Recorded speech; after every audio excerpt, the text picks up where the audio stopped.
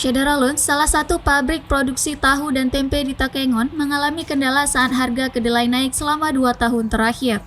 Amatan Serambi On TV pada Selasa 7 Maret 2022, rumah produksi tahu dan tempe Okta Gelelungi yang berada di Kecamatan Pegasing, Kabupaten Aceh Tengah. Terlihat sejumlah karyawan sedang beraktivitas membersihkan kedelai hingga memotong tahu yang akan dipasarkan.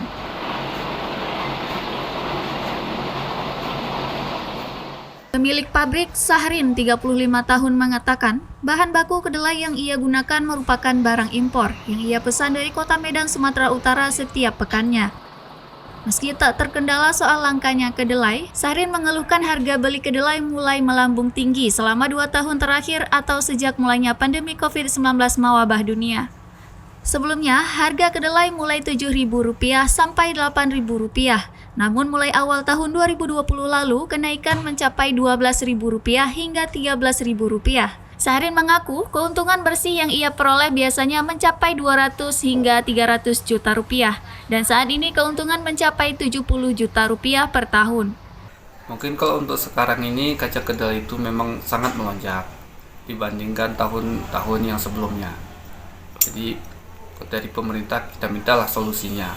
Apa yang terbaik untuk harga kacang ini agar masyarakat bisa sejahtera. Kalau sebelum pandemi itu sekitaran 8.000-an lah harga standarnya itu. Sekarang sudah mencapai 12.000 sampai 12.500 per kilonya. Ya mungkin paling kita siasatilah dari cara membuatnya. Mungkin kalau keuntungan biasanya kita bisa mencapai sekian ratus, sekarang udah berkurang. Karena apa? Kita pikirkan untuk masyarakatnya. Kalau kita naikkan nanti masyarakat juga sayang. Untuk ukuran termasuk juga kita kecilkan sedikit untuk menyiasati kenaikan harga ini. Untuk produksi kita biasa aja standar.